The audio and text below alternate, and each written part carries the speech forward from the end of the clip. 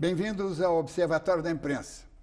Ele é um velho conhecido, já esteve aqui 10 vezes e muito querido. Suas participações sempre marcadas por uma enorme generosidade. Ele diz o que pensa, não se esconde, se entrega. Fala com o coração e a razão impede igualdade. Professor de ética e filosofia política, uma espécie de guru, mentor, mestre, numa esfera do conhecimento onde, infelizmente, poucos brasileiros se sobressaem. Foi convidado por nossa produção depois de publicar um belíssimo e corajoso texto sobre as manifestações do dia 15 na Folha de São Paulo. Hoje, 6 dias depois, está aqui na condição de ministro indicado para a importantíssima pasta da educação. No intervalo, converteu-se no mais aplaudido ministro do segundo mandato da presidente Dilma Rousseff. Uma unanimidade. Sua posse, no próximo dia 6, poderá ser um marco, uma reversão no clima de animosidade, de ressentimentos, que parece mais perigoso do que o nível da taxa de juros. Renato Janine Ribeiro, boa noite. Há dias, o ensaísta espanhol Fernando Savater, entrevistado pelo telefone, disse à Folha que o mundo de hoje precisa de mais professores do que filósofos. Savater é um filósofo respeitado, você também. O que você pensa desta afirmação? Será um falso dilema? Bom, a primeira coisa que alguém de filosofia diz quando ouve uma frase é qual o contexto. Exatamente. Quer dizer, isso o Fernando Savater diria, eu diria. Então não dá para comentar sem o contexto, mas a gente pode imaginar. Pode imaginar o quê? Que a filosofia tem quase o seu grande nascimento com Sócrates. A gente celebra também os filósofos pré-socráticos, como diz o nome, mas o grande filósofo inicial, inaugural, é Sócrates. E o que Sócrates tem de especial? Primeiro, ele nunca escreveu um livro.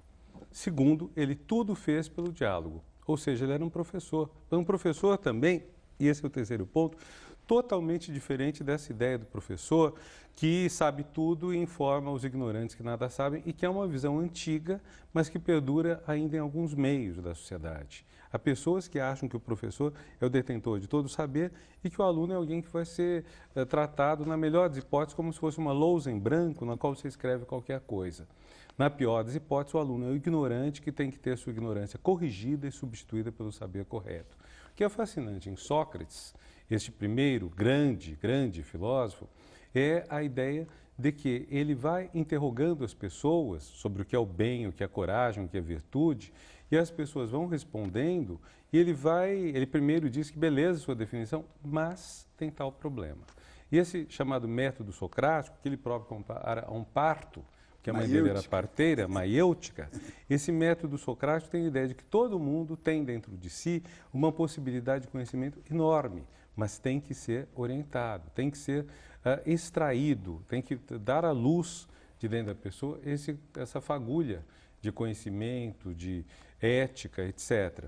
Então, quando o Savater diz isto, o que eu entendo é todo mundo precisa não de alguém que lhe vá dizer o que é verdade, o que é certo, etc., mas alguém que vá ajudar a pessoa ela própria a encontrar o seu caminho. Não é um professor no sentido de que somos uma sociedade ignorante, então precisamos de um trabalho gigantesco de supressão, de erradicação da ignorância e de substituição por um conhecimento pronto. É uma coisa muito diferente e que é o grande desafio da educação hoje. Embora a gente não vá falar do Ministério da Educação, compromisso. Sim, mas até porque não só não tomei posse, como ainda há todos os dossiês, questões específicas que tem que estudar antes de poder me pronunciar. Mas acho que talvez a coisa mais fascinante seja isso, Diniz.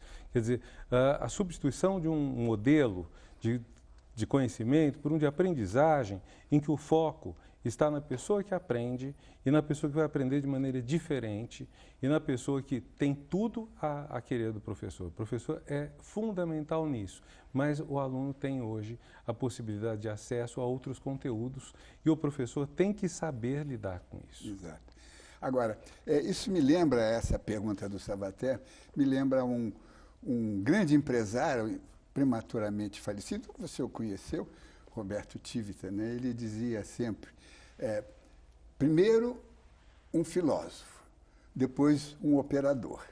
Ele queria e debatia muito as coisas com...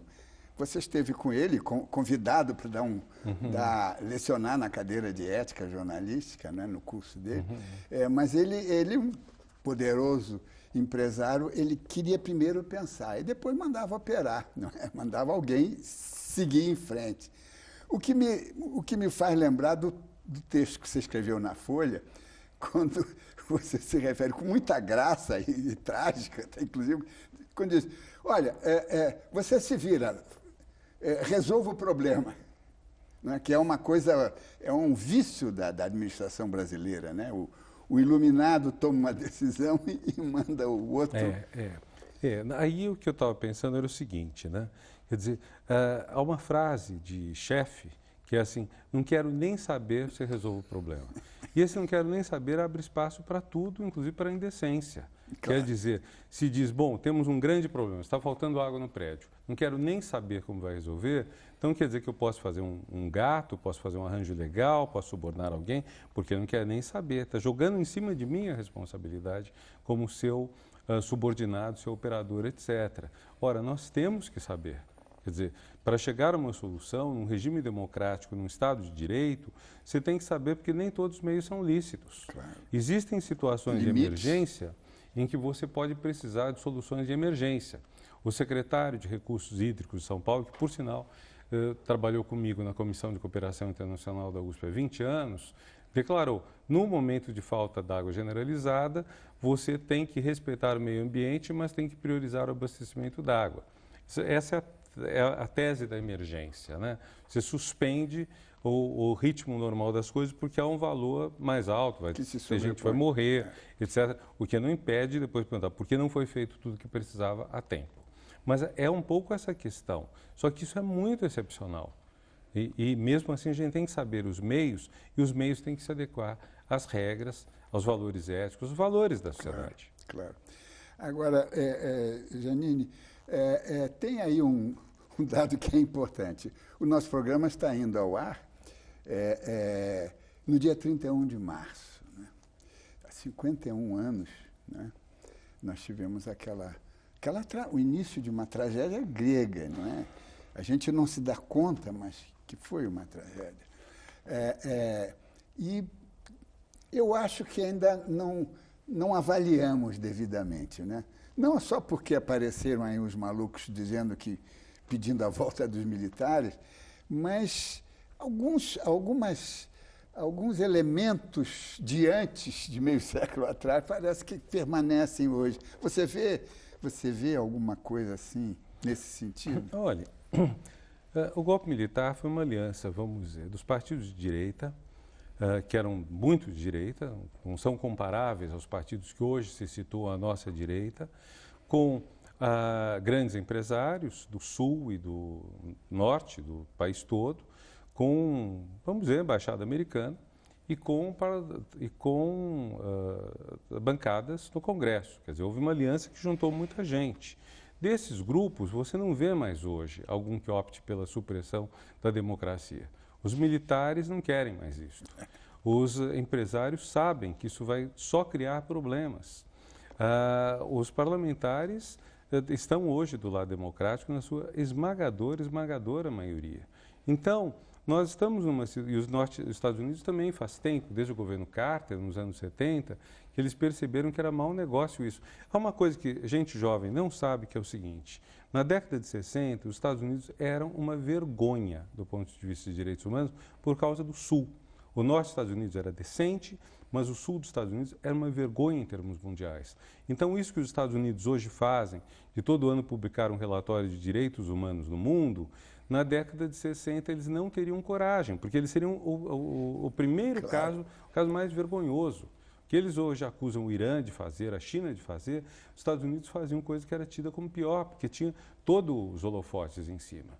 Então, foi Jimmy Carter, em 70 e tanto, que rompeu com isso e disse, não, nós temos que estar do lado dos direitos humanos. Então, os Estados Unidos tiveram uma mudança radical. Então, para eles hoje, promover um golpe num país como o Brasil ou Argentina é muito fora de questão, muito fora de questão. Então, eu não vejo as condições. Agora, pensando que a democracia depende de instituições, mobilização política, cultura política, eu diria, as instituições do Brasil estão entre razoáveis e boas. Os três poderes, o equilíbrio entre a polícia, a promotoria, a procuradoria geral, assim, você tem um sistema que a gente só não vai dizer que é bom mesmo para exigir mais, mas está bom, isso tudo está estável, está equilibrado, respeitam-se as leis, isso é fundamental e a tendência ao respeito da lei cresce. Instituições. Agora, mobilização política em 2013 tivemos notável, esse ano há sinais de mobilização também. O problema nosso é a cultura política. O problema nosso é as pessoas lerem os fenômenos que vêm à luz da política, que isso é muito pobre. E política quer dizer que não existe um lado que está totalmente certo e um lado que está totalmente errado. Você tem preferências. Isso é fundamental. Você tem que ter pelo menos dois grupos divergentes, que a gente pode chamar de direita e esquerda, apresentando propostas diferentes, mas ambos dignos, ambos legítimos. E o que vai acontecer no Brasil é que a tendência nossa por escassez de cultura política é achar que a origem de todos os males está sempre na corrupção. E sempre o corrupto é o partido que nós não gostamos. Outro. É o outro. Nunca é o nosso partido. Então é uma coisa até preocupante você ler a maneira como alguém joga no campo do outro, mas o seu lado fez isso, e ele joga para o outro lado. Quando eu vejo esse tipo de discurso, assim, de recusa de diálogo, mas o seu fez antes, o seu fez mais, o seu fez primeiro, me parece coisa infantil, para dizer a verdade. Eu penso em criança, quem bateu primeiro, quem puxou o cabelo da menina. Quem fez o primeiro fal, né? Porque, na verdade, ética é uma coisa que tem muito mais a ver com o indivíduo do que com o grupo. Quer dizer, muito difícil você pensar que partidos, como os grandes partidos brasileiros, têm história, têm realizações, têm compromissos, pensar que esses grandes partidos são organizações amplamente antiéticas. Podem ter seus membros desvios, que não se pautam pela ética, num, no outro, em outros, mas daí a jogar fora tudo isso e pensar existe um lado que é o único lado certo, é um engano tremendo. Você chamou de o outro demoníaco, né? Quer dizer, o diabo é sempre o outro. Agora, você não acha, pelo menos é uma impressão, que podia haver um esforço das pessoas de trocar de camisa, quer dizer, ou então experimentar a camisa do outro, para tentar um mínimo de diálogo, porque assim foi a implantação da democracia no Brasil, não é? A democratização foi um acordo geral, chega, né? Olha, pensando no básico, uma posição liberal e uma posição socialista, vamos dizer. Ou progressista, porque socialismo no sentido de acabar com a propriedade privada dos meios de produção, hoje praticamente não existe essa proposta. Mas pensando numa pessoa de um perfil mais liberal, que considera, por exemplo, que os impostos devem ser mais baixos e que as pessoas devem ter liberdade de usar o dinheiro dela como quiserem para promover seus fins pessoais, versus uma posição progressista que quer impostos mais altos para que o governo, democraticamente eleito, decida priorizar ações que são boas para o bem comum. Então, são duas posições. Eu tenho minha preferência. Cada um pode ter sua preferência, mas são legítimas. Há histórias de êxito de uma e de outra. Cada uma tem suas vantagens, seus custos. A política, vamos dizer, mais progressista é acusada de deixar várias pessoas meio preguiçosas porque elas esperam que o Estado as acuda. Então, reduziria a produtividade, segundo a crítica do outro lado. A postura mais conservadora, mais pró-capital, ela é acusada de favorecer um egoísmo muito grande e de enfraquecer o laço social. Quer dizer, meu compromisso com os outros fica limitado. Também é um problema sério.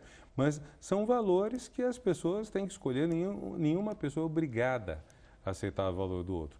Mas quem vai aplicar um valor ou outro deve procurar fazer isso com honestidade, com competência. Esse é o ponto que tem que ser comum a todos. E nós temos que olhar o outro lado, ficar bastante incomodados com as políticas dele, passar mal e respeitar.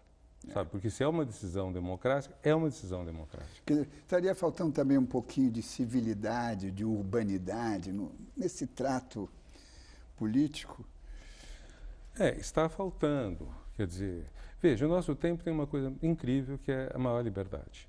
As pessoas têm mais liberdade, têm mais possibilidade de serem o que são, etc. Isso é muito bom.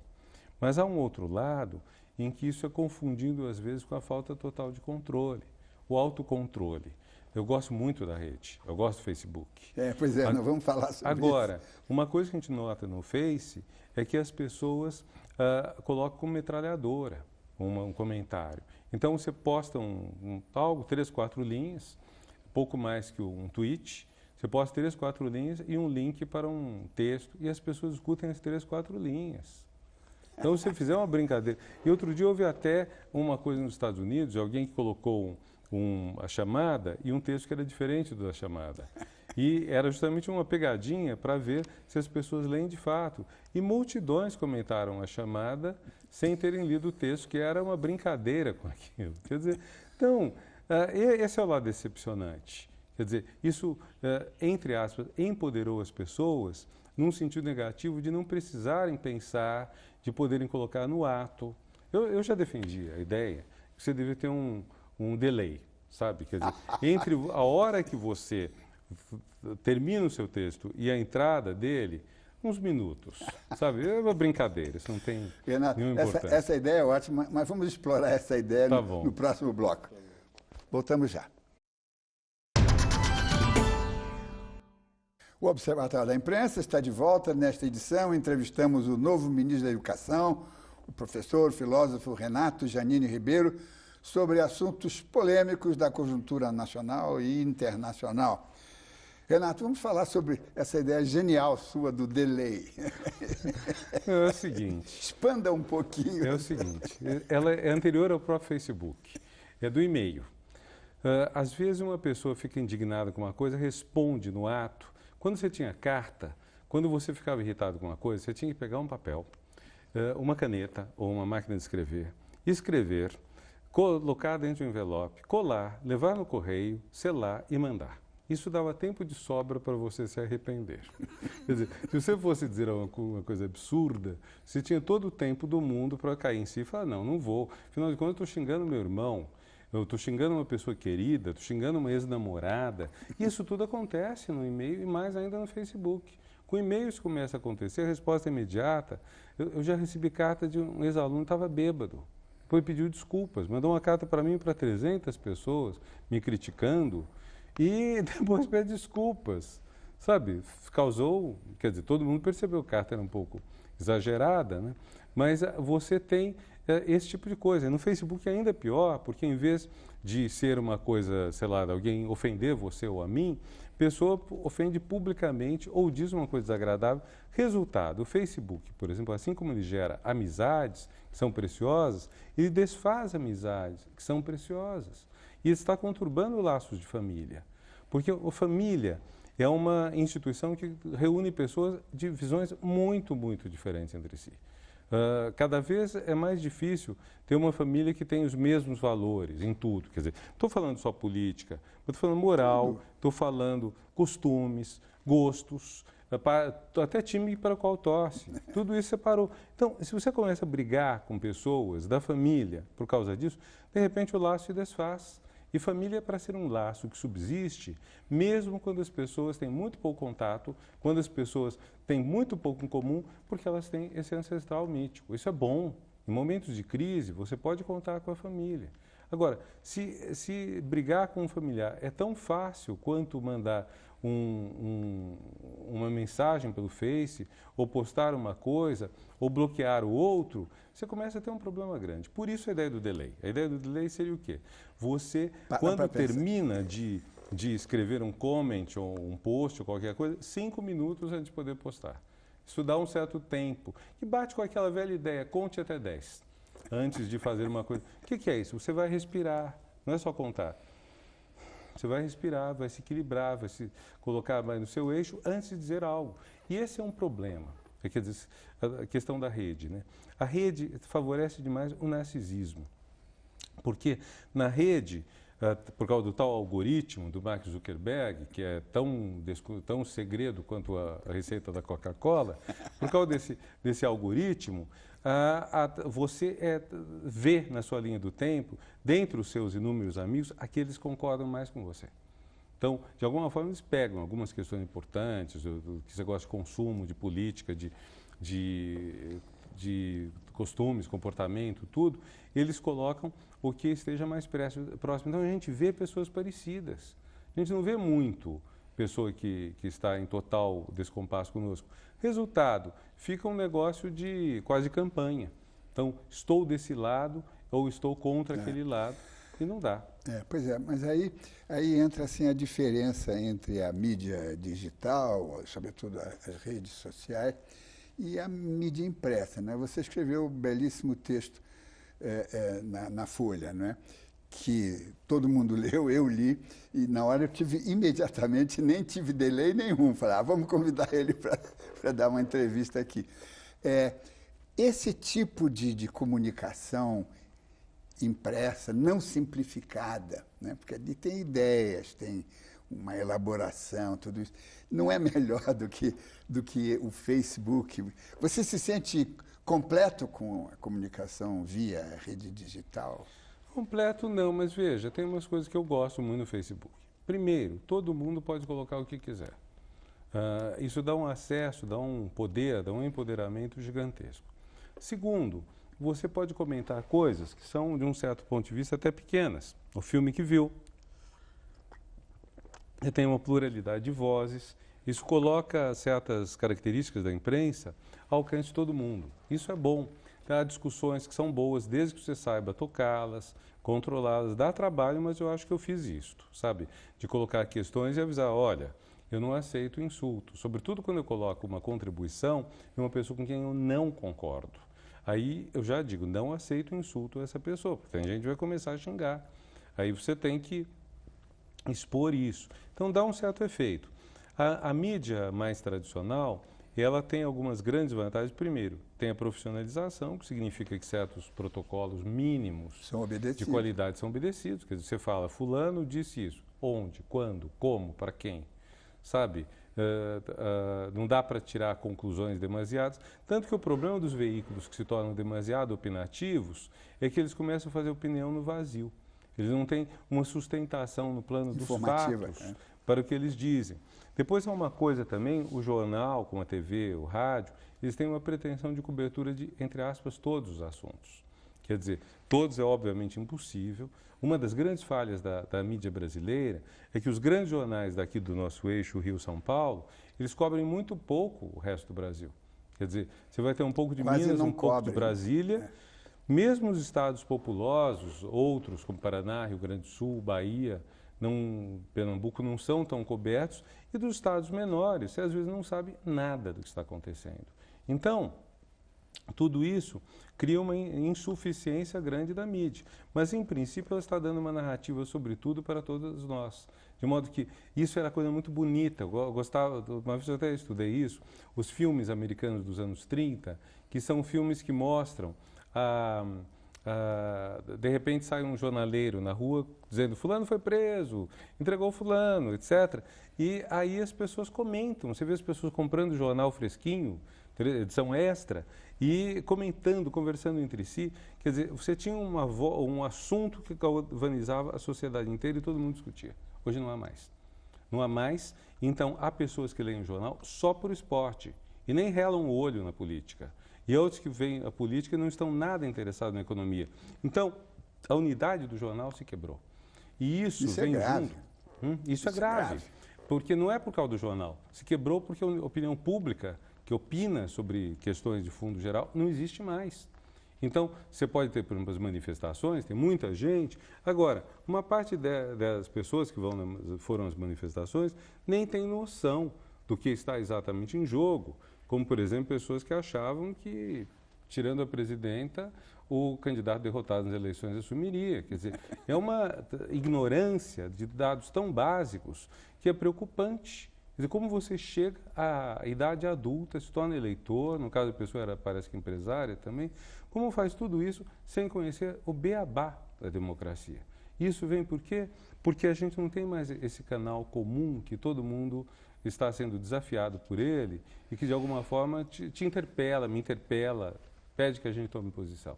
É. Não, e sem querer nós enveredamos no caminho que é o objeto do nosso programa, que é a mídia, né? As suas participações aqui, quase todas elas giravam em torno da mídia, ou fatos que a mídia reportou. Teve aquela coisa terrível, dramática, de uma criança que foi arrastada, e você escreveu um belíssimo artigo, acho que na Folha, na Ilustríssima, e causou uma comoção e não sei o quê. Mas a imprensa tradicional, a escrita, não é? Ela se secundarizou, ela admitiu que ela é secundária. Você não acha? Pelo menos é uma tese que ela admitiu que ela perdeu a corrida e que os meios digitais estão na frente, e aí ela abdica. Diniz, eu vou falar uma intuição. Sim. Que eu acho que é correta, eu não sei se há outro caminho, mas quando eu vejo como os jornais vão mudando, sobretudo de apresentação gráfica, a Folha faz isso praticamente um carro-chefe. Cada tantos anos, não sei quantos, ela tem que mudar de apresentação gráfica. Outros jornais, me parece, não dão tanta importância, mas também fazem isto. Cada mudança, o que faz? Aumenta o tamanho das fontes, das letras, e aumenta, sobretudo, o espaço em branco, que não tem nem nada.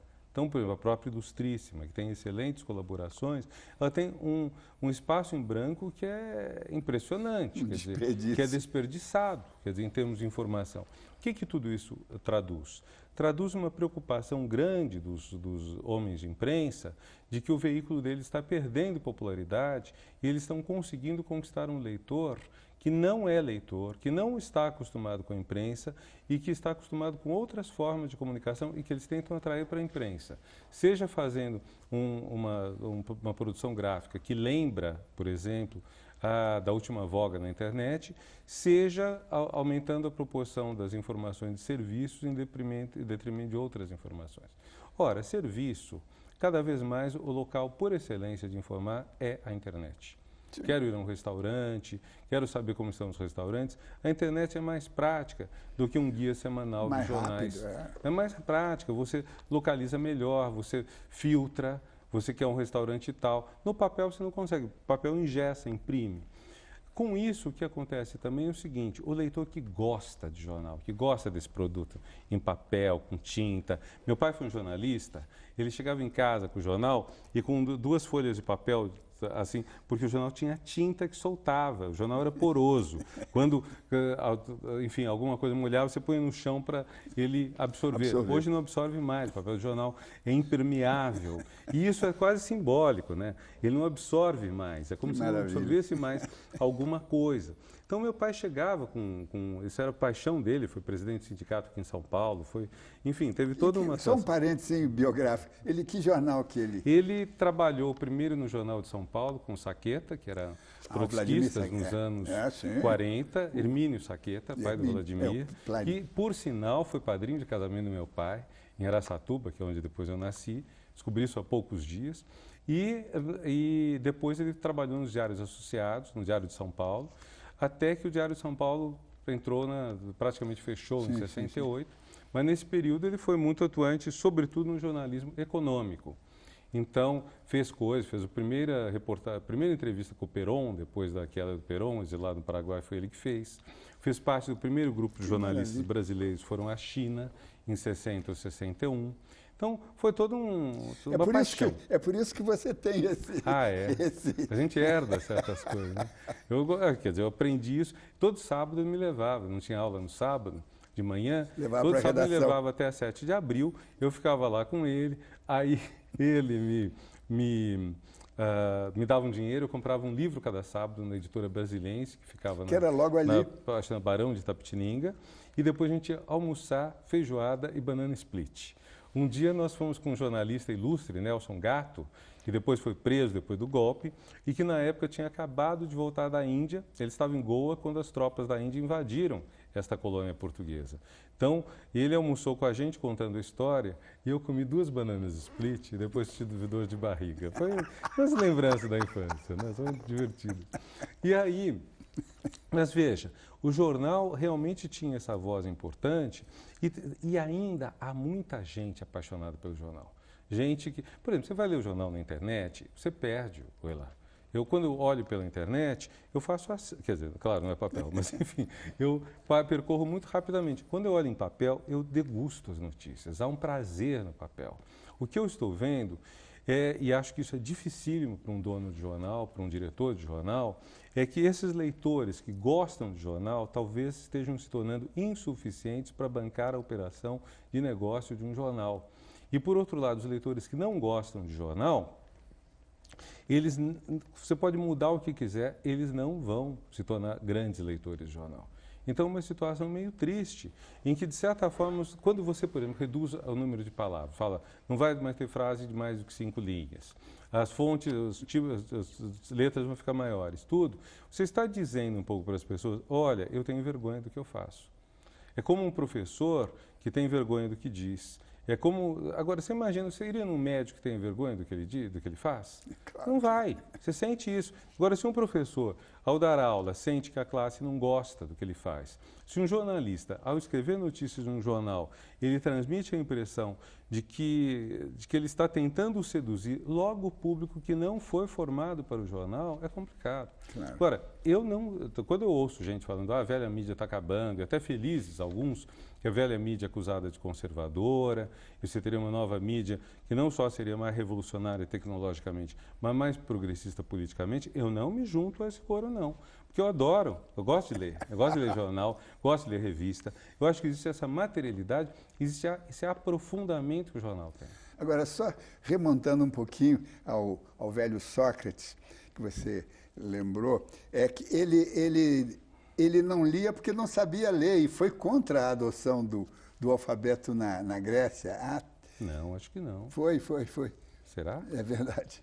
Olha, você tá vendo só, a gente aprende coisas. Não. É porque eu lecionava a cadeira de História da Imprensa e o alfabeto.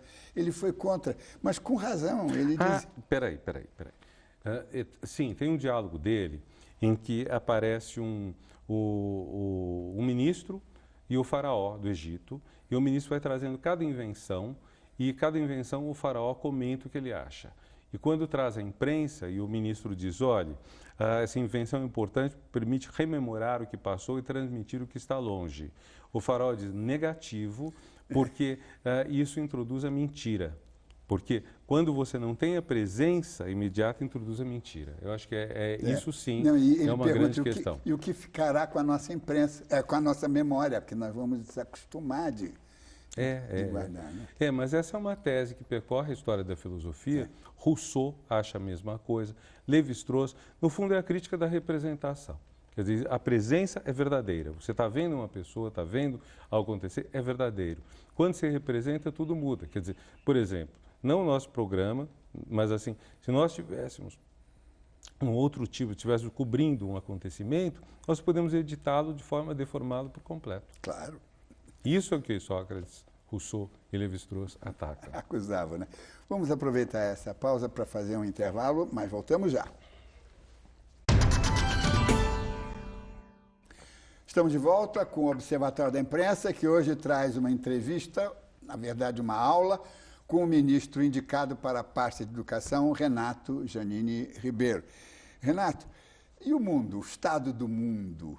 Não é? Você se preocupa, quer dizer, você acha preocupante essa radicalização? Nós não estamos numa guerra, mas na realidade estamos numa guerra mundial. Como é que você vê isso, né? Que palavra você dá para que nós sosseguemos um pouco? Eu sou de natureza otimista, não ingênuo, espero eu. Espero que não seja otimista por estar mal informado, como dizem, né? Mas eu sou de natural otimista e quando eu penso ao longo da minha vida, eu vejo um avanço significativo das coisas. Quer dizer, se eu penso a fase em que a democracia esteve presente, desde quando ela está presente na história do mundo, que é o meu objeto principal de estudo na filosofia política, que é desde o quê? Desde a Revolução Inglesa do final do século XVII, a norte-americana, a francesa na centúria seguinte. Quando eu penso nisso, eu vejo um contínuo de melhora das condições humanas em geral, só com um enorme e horrível soluço que é o período dos totalitarismos, nazismo, fascismo e stalinismo.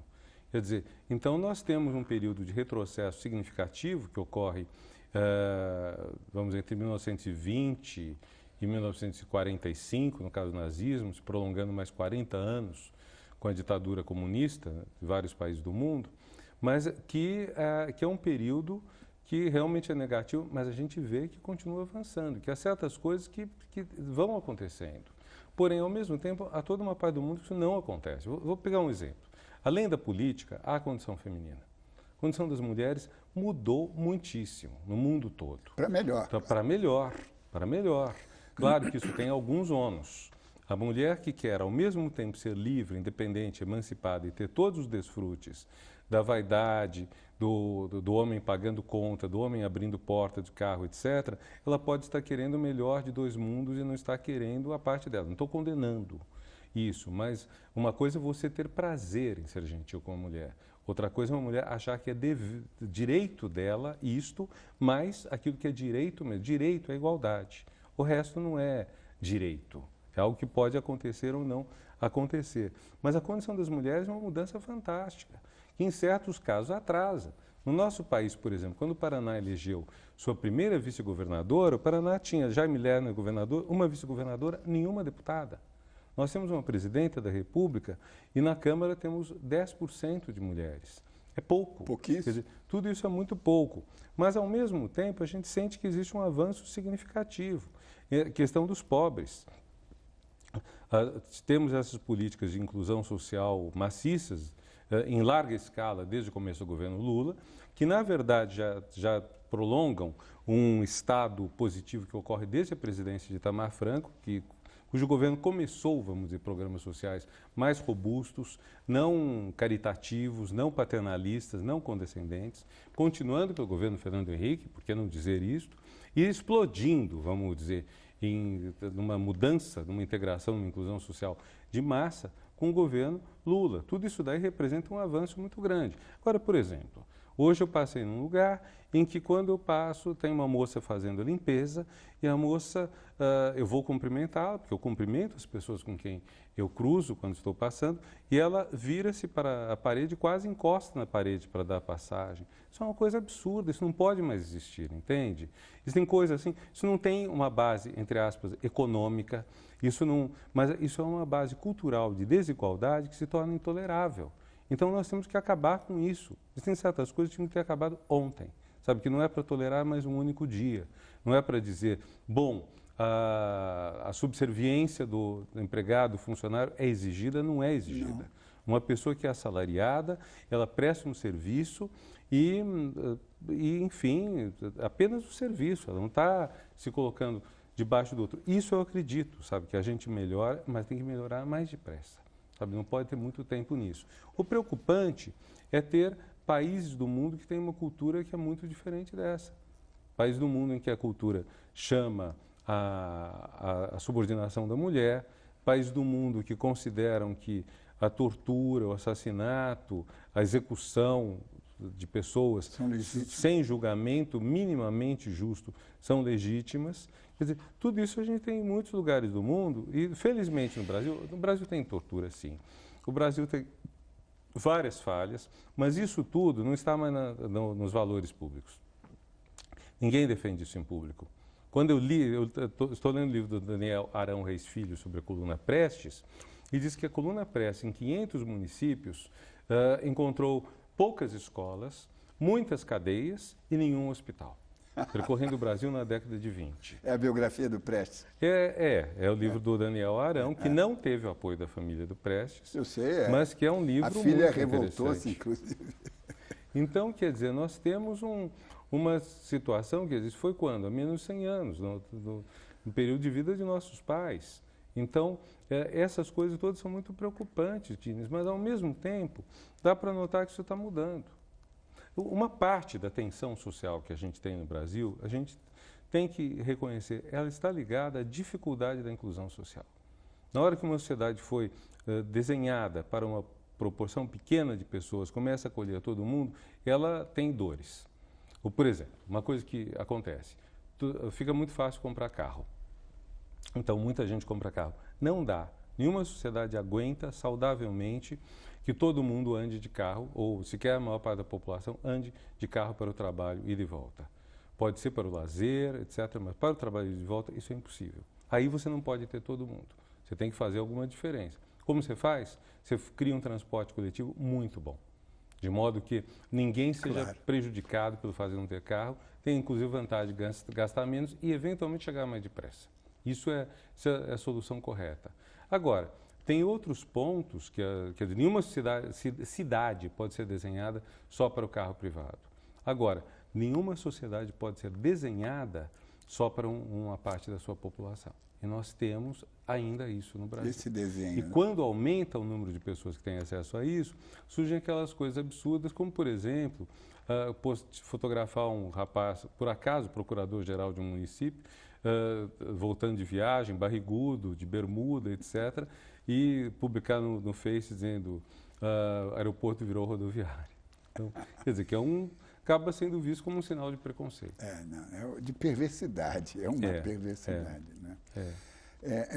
Agora, com relação ao mundo ainda, para a gente depois chegar ao Brasil, essa eu diria até mais, essa fascistização, inclusive na velha Europa, que sofreu tanto com o fascismo, e de repente você vê esse movimento germinando de novo, se justificando. Me explica isso. Olha, a explicação que eu vejo é a seguinte. Este mundo nosso tem muita liberdade e com muita liberdade muita insegurança. As posições das pessoas não estão mais garantidas como no passado. No passado, cada um de nós vivia num pacote identitário. A gente nasceu na classe média, tinha umas 3, 4 carreiras universitárias para a gente fazer, iríamos escolher uma, iríamos casar num rito religioso, você provavelmente num rito religioso judaico, eu possivelmente num rito... Eu sou agnóstico. Sim, mas você é de origem judaica, sim, né? Sim. Eu provavelmente num rito de origem católica, embora também eu não pratique. Então, só estou falando, porque nem entraria em questão se acredita ou não, sabe? Meu avô aparentemente não acreditava, batizou a família toda, pai da minha mãe. Então, você tinha mas tinha todo o padrão, casava, educava filho de um jeito diferente, havia um pacote identitário, como eu gosto de dizer, quer dizer, tudo está pronto e você não sai dele. De repente, nada disso mais é obrigatório, quer dizer, você pode dar vazão àquilo que você é, àquilo que você quer. Isso cria já uma dificuldade gigantesca que é o marido deixa de ser o chefe da família. Quando não é mais um que manda, os dois têm que negociar, tudo se torna possível. Se um marido e uma mulher têm projetos de residência diferentes, eles podem se amar muito. Projetos de carreira diferentes podem se amar muito, a relação pode ficar impossível. Então, nós ficamos numa situação mais instável, mas com maior liberdade, maior possibilidade de realização pessoal, mas estranhamente também maior possibilidade de frustração. Liberdade inclui isso. E acho que esse horizonte todo assusta muito. Muita gente sente-se assustada. Olha, eu recebi muitas mensagens depois que fui indicado pela presidenta para o Ministério. A maior parte das mensagens são ótimas, mas um pequeno número de mensagens diz: o senhor tem que restaurar a disciplina na sala de aula. O aluno que fizer isso tem que ser expulso, etc. Eu olho e penso, bom, eles estão falando de condutas horríveis, que não podem ser toleradas. Concordo. Mas a demanda principal é, coloca a ordem nessa bagunça que tudo vai resolver. Isso não existe. Esse não é um projeto pedagógico, não é um projeto de país. E no Brasil, há uma certa ideia muito antiga de que você, tendo um homem providencial, autoritário, mal-humorado, despótico, tudo vai funcionar. Pois é. Isso é uma herança da colônia, não é? Talvez da religião, não? Herança da colônia, seguramente, herança do mundo todo, porque o mundo todo foi assim já. Quer dizer, democracia, o Cristóvão Buarque diz uma vez, nós temos 5.000 anos de ditadura e 200 anos de democracia, 200 e tantos agora. Então, até você se acostumar, quer dizer, não é porque nós, nossos avós, tataravós, nascemos já em regimes mais democráticos, mas cheios de legados autoritários. Sim. Então, isso, até a gente superar isso, vai demorar. Vai ser ainda, mas a gente tem que se empenhar, é um bom combate, sabe? O bom combate é o quê? É você mostrar como a liberdade é importante e, ao mesmo tempo, tentar acalmar as pessoas que se sentem inseguras. Reconhecer que é legítimo a pessoa, numa situação dessa, se sentir insegura, eventualmente frustrada, não ser cruel, zombeteiro, mas olha, são as dores do parto de uma nova sociedade e é para todo mundo ser mais feliz, porque é para todo mundo se realizar melhor no que é. Agora, você vai chegar, não estou te perguntando sobre o que você vai fazer na parte, mas você vai chegar semana que vem, não é? Vai se mudar para Brasília. Você está confiante? Você está empolgado com a... Estou muito empolgado. Foi uma surpresa, realmente não esperava. Ninguém esperava? Não, tinha havido algumas postagens no Facebook em favor do meu nome, também em favor de outros nomes, basicamente postagens defendendo um educador na educação. É claro que isso não interfere na decisão presidencial. No presidencialismo, o presidente ou a presidenta escolhe quem quiser, dentro, obviamente, de critérios que tem, mas, vamos dizer, só por isso não caiu não foi totalmente inesperado, mas que foi uma enorme surpresa, foi. Mas é algo que eu gosto, é algo que eu acredito. Acho que eu acredito na educação como libertação, sabe? Não é uma transmissão de conteúdos, não é uma padronização das pessoas. E eu penso que um dos pontos importantes é como a gente aproxima isso do mundo da cultura. O mundo da educação é um mundo mais regulado. Ele tem cursos, tem currículos, tem nota, tem diploma. Estou fazendo uma esquematização muito simples. O mundo da cultura, você pode, sei lá, você vai ver Lincoln, do Spielberg. É uma aula sobre escravagismo e abolição. Agora, a aula mesmo seria diferente. Claro. Então, como a gente pode complementar? Pensando tudo isso dentro de algumas ideias. Por exemplo, conhecer é prazeroso. Porque a gente deixou, ao longo dos séculos, que conhecer se tornasse uma corveia, se tornasse uma obrigação e não tanto um prazer. Mas tem muita gente refletindo sobre isso. Nada disso é ideia original minha. Só acho que dá para a gente puxar mais para esse lado na educação. Quer dizer, fazer um Google nacional, não é? Acho que dá. Quer dizer, veja, hoje, por exemplo, qualquer aluno pode procurar na internet o que ele quer, e isso às vezes é uma fonte de estresse para o professor, que pode se ver contestado por alunos que eventualmente um detalhezinho podem achar que conhecem melhor do que ele. Agora, o professor tem algumas competências que ninguém tira dele. Primeiro, um professor, ficar só numa, um professor, ele tem muito mais condições de saber se aquela informação que alguém viu na internet é autêntica ou não. A internet é cheia de mentira, cheia de equívoco, cheia de erro. Então, se você estudou um assunto, você olha aquilo e fala, isso é bobagem, não tem base. Você sabe procurar. Existem sites de boatos, de rumores, que desmontam boatos e rumores. E, geralmente, quando eu vejo no Facebook, ou algum lugar assim, uma coisa que supõe que um lado seja demasiado burro ou demasiado canalha, eu vou à busca e, geralmente, a informação é falsa. Claro, porque a simples suposição de que o outro não é capaz de absorver tudo, né, já é reacionária. Já é. Para qualquer lado. Contra, seja falando do Brasil, sim, contra o PT, contra o PSDB, tem muita bobagem circulando. Não, eu acho que a gente precisa não mais dividir o país segundo partidos, não é? Eu acho. Porque, inclusive, esses dois partidos começaram juntos. Os dois começaram num projeto ético muito forte, os dois empenhados na melhora dos direitos humanos, no desenvolvimento econômico e social do país. Então, que esteja num conflito tão áspero é algo que não faz sentido. Professor Renato Giannini Ribeiro, ministro, eu vou chamá-lo. Muito obrigado por essa aula magnífica, não é? Magnífica. E, infelizmente, temos que se despedir aqui. A sua presença aqui foi espetacular, porque eu tenho certeza de que todos nós não poderemos estar na sua posse, mas estaremos aplaudidos em nossas casas. E lembrar que o Observatório está aí para trazer essas questões que às vezes a mídia não tem tempo de aprofundar. Na próxima semana, nós vamos fazer um programa sobre as Olimpíadas de 2016, são os 500 dias que faltam. É uma empreitada nacional que a gente não pode delegar apenas para alguns. E lembre-se, assistindo ao Observatório da Imprensa, pela televisão, pelo rádio, pela internet, você nunca mais vai ler jornal do mesmo jeito. Boa noite.